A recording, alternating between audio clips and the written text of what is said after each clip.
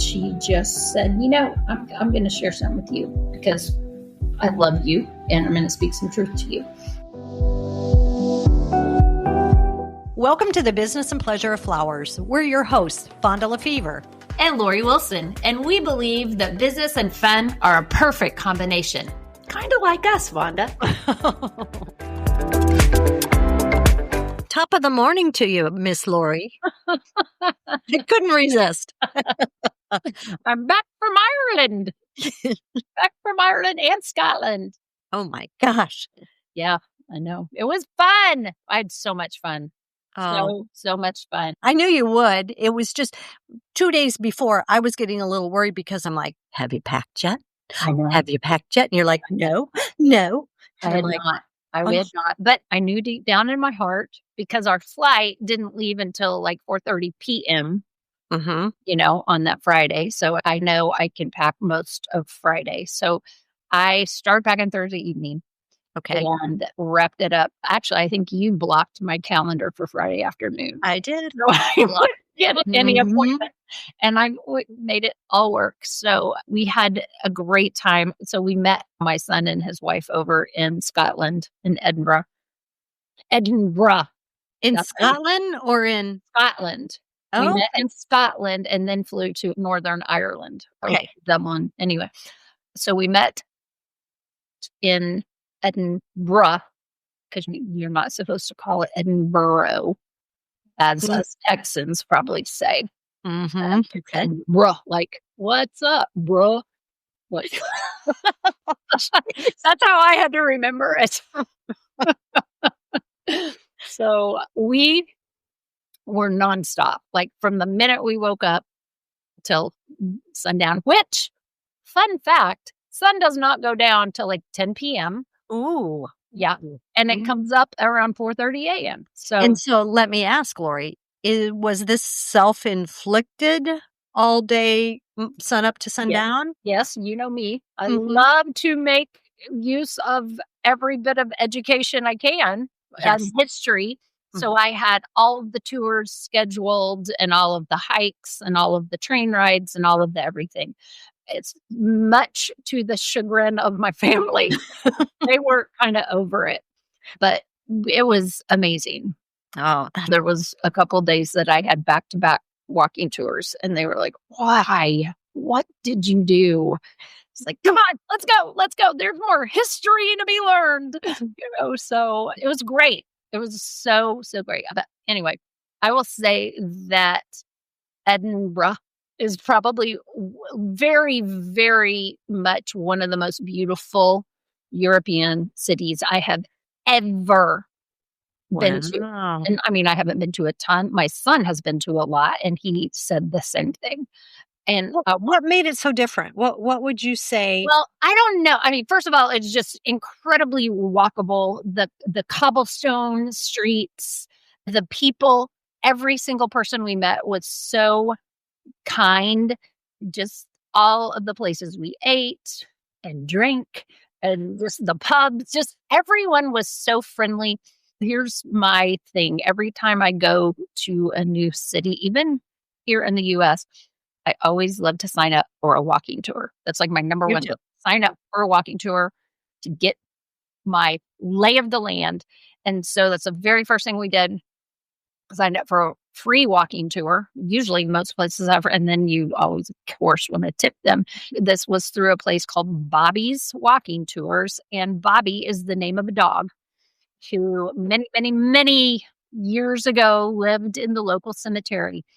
And the stories about Bobby was amazing. Him and the security guard were living there because people would steal the new bodies and take them to the local hospital to sell on the black market because they needed them for medical research. And so Bobby was this little dog that just lived in the cemetery. Anyway, there's statues all over of this cute little Bobby. So Sarah was our tour guide, and her dog, Al Pacino, it's all over. And they were delightful. They not only tell you the history, but they give you like local funny stories. Which you are all about. Which I was all about. And so they also tell you the great restaurants and the great coffee shops and the great local pubs. And anyway, it was wonderful. So we did that. We toured castles, which I think I've already told you and Ellie. I toured like 3 different castles, and I am really feel like at some point my ancestors lived in a castle, because every time I was in one, I'm like, I feel like I've been here before. Like, I really felt comfortable walking around in the castles, looking down amongst the little tiny peasants below. You would. And Mark say, okay, sure, we'll buy you a castle. Yes, I was like, There you this go. is crazy. Even when we ended up in Dublin and went into the Dublin castle, I was like, I just feel very castle-y. Okay. Like, I don't know. I love a good castle. So it was great. And then we went up into the highlands where the long-haired cows are. And you know my love of cows. Yes. They were beautiful, a little bit smelly, but very, very nice. But anyway, it was great. One of the things that was helpful is I did not have internet on my Yeah. phone. Mm-hmm. So it's not like I could check my Slack messages, Which is good. We Yeah. try not to have messages, Slack channels that you Yes. in. We Yes, I noticed that. I noticed that. do not include Lori. Not. Tagged a lot in things. But I will say in the evening when we'd get back to our Airbnb and I did have Wi-Fi, you were at AIFD as well as all of my flower friends. And I would get on Instagram or Facebook and I would see everybody posting. And it's so crazy how FOMO would just kind of come over me. I was like, oh my gosh, there's Renee, or oh my gosh, there's Marlon. He's posting, oh, and he's with Vonda and Ellie, and oh, I wish I was there. And I'm like, why do I wish I was there? I'm in Europe, like I'm in, right? right in Scotland, and I wish I was there. It's just such a weird, contradictory feeling that I want to be on vacation with my family, yet I also want to be with my flower family.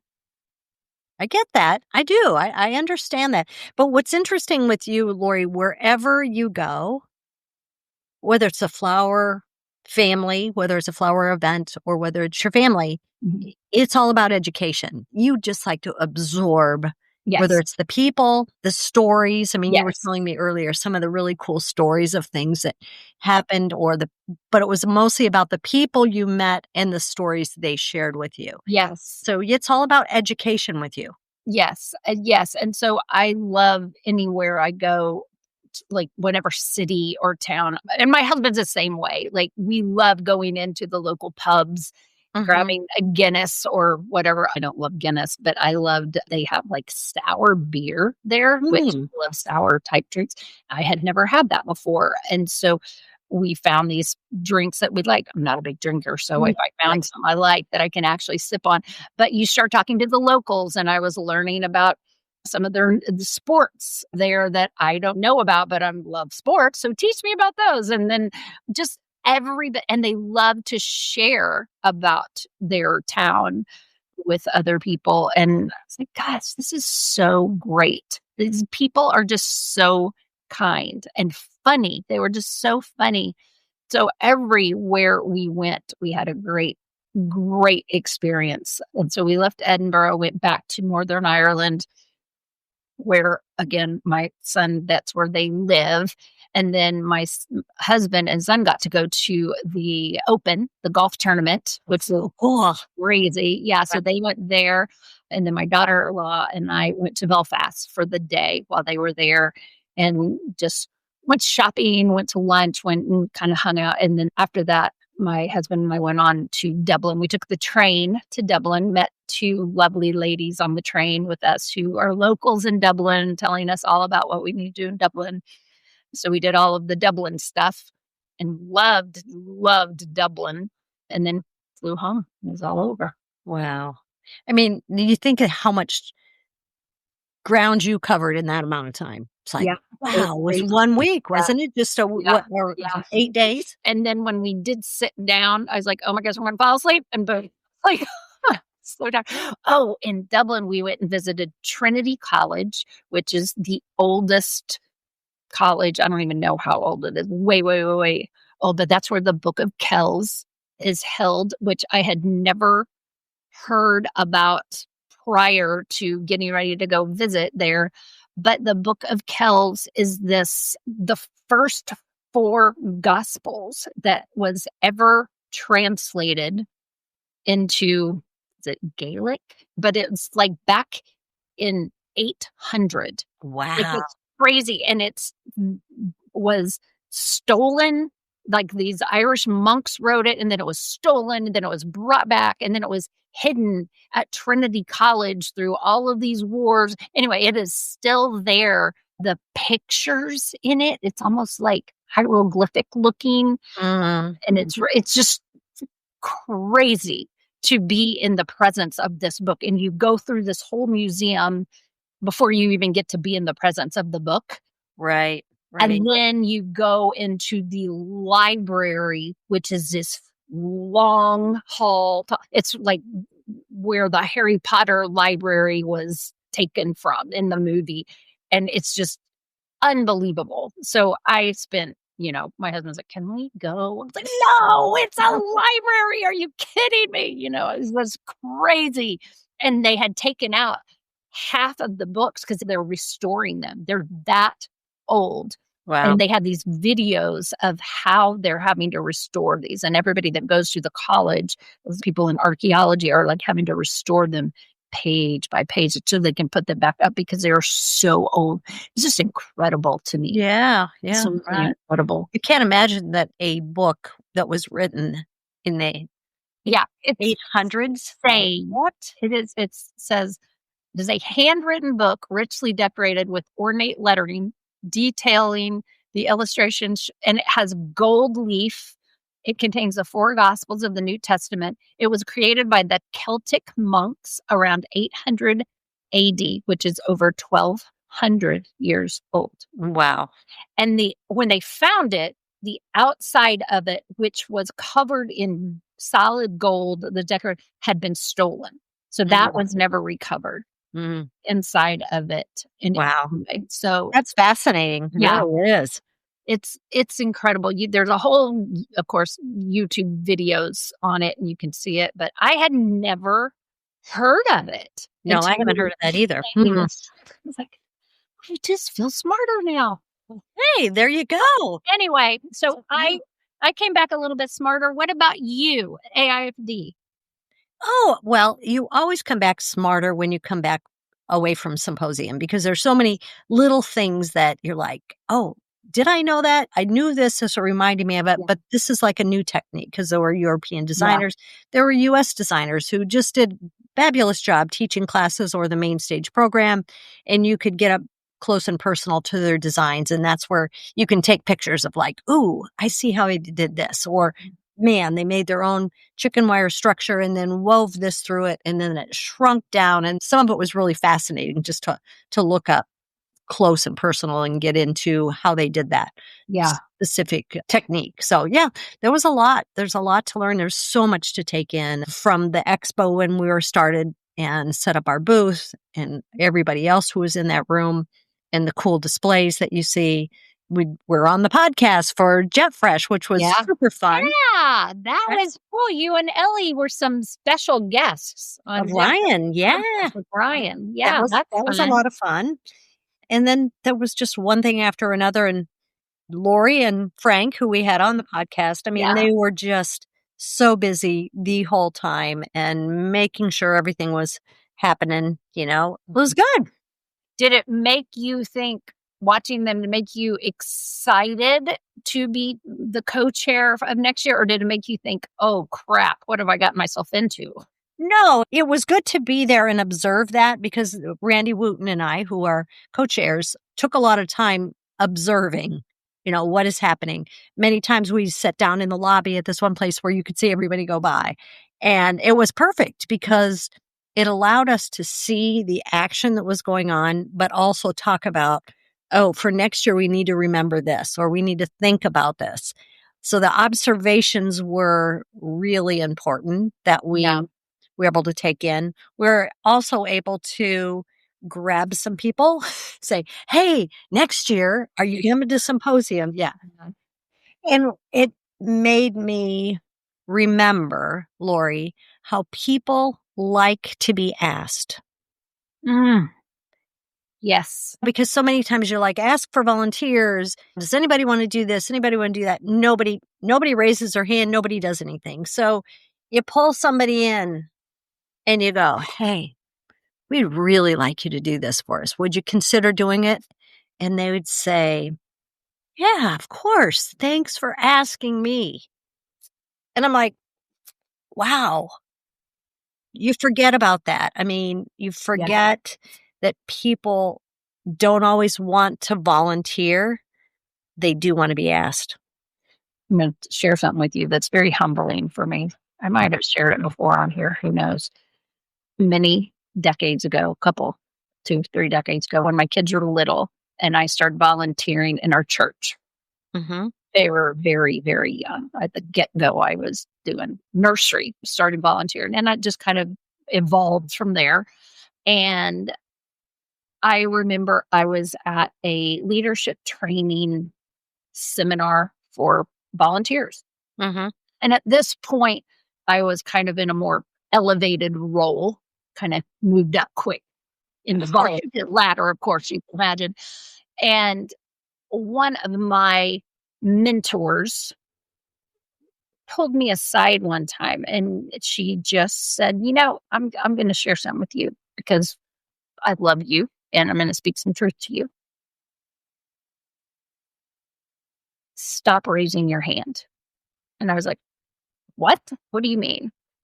And she was like, I want you to look around more because when people are around you and people ask for volunteers, they tend not to raise their hand because you intimidate them because they know the minute your hand goes up, that's who gets picked.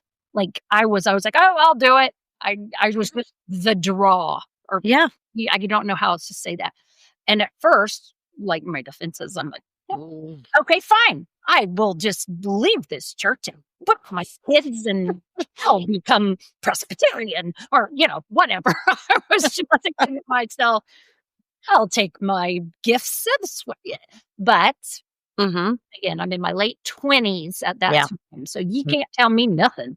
Yep. No, I get it. But I had to sit for a minute and let God do a little work in me. And I realized she was telling me this because she loved me very much and she saw potential in me and I needed to grow and mature a little bit. And I so get that now. Yeah. And I know that I can be a lot in a room sometimes. And so I know, listening to you right there, sometimes our job is to look up and look around at those people who I feel like I need to ask you. Like you need to be asked to volunteer because you will do a good job. Right. You don't know that you will. Right. You don't have the confidence to say yes right now. You don't have the confidence to stand in the light, so to speak. Right. And so I'm going to ask you to move forward. Right. There were two specific times that Randy and I both went, wow. It was just really cool, though. It was just made you feel really good. You're like, wow, that person just really didn't feel like they were ready, maybe, but we saw that they were. I don't know, Lori. It just was a good thing. And there's a couple other positions that we have to fill. And it'll be that type of thing. We have a few volunteers that we can still pull in on some other things, but we observed a lot of people. We saw a lot of things happening. And so you kind of get your own list like, ooh, I'm watching that person. I'm watching.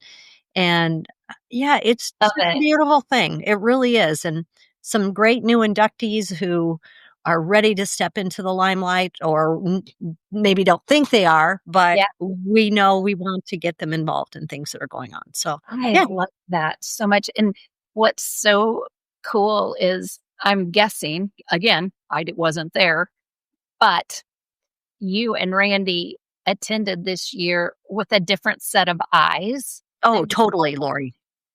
right?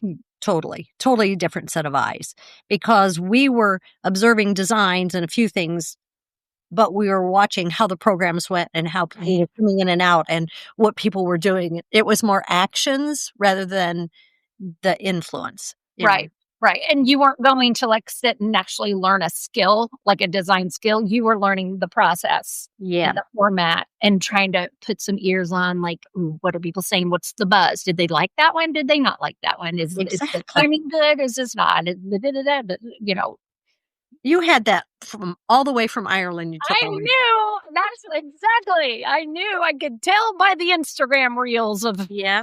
Yeah, that's right. We weren't posting any reels, that's for sure. We were sitting back and having little private conversations and bringing people in and asking those questions.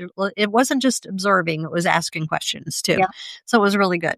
I know it's early, but it's never too early. But if somebody is listening right now and they're like, you know what, I would love to volunteer with Vonda and Randy, but I don't like how would they? It's Vonda at flowerclick.com. Send me an email. And they would just say, I don't know at what capacity, but I'm interested, right? Yeah, it would be great. One thing that I was told that I need a long list, Frank and Lori told us this, you need a list of people that you can call on and say, hey, I just need this done right now. Can you run over here and do this? And a list of people who kind of have an idea of what happens at Symposium, that you can just like send them a text. And Ralph's on that list. Todd Bussey's on that list. Yeah. I might be sitting in a program, but if I get a text, I can go out and do something for you. Okay. Those kind of people, which was really great advice, because you can see those things would need to be done, because you can't put out all the fires yourself. You need somebody who can take that fire hose and control it for a little while till you get where you need to go. Okay. So can you use people as volunteers that have never been to AIFD or no? Well, if you want to come to AIFD Symposium next year and you want to volunteer, I would suggest you apply for the ambassador program. The ambassador program allows you to see a lot of behind the scenes and really volunteer a lot of your time and effort, but still able to see the programs, and you have some type of a discount to be able to come. Okay. So that's a really great way to do it. Yeah, if it's a first time. But you might just want to come and observe and,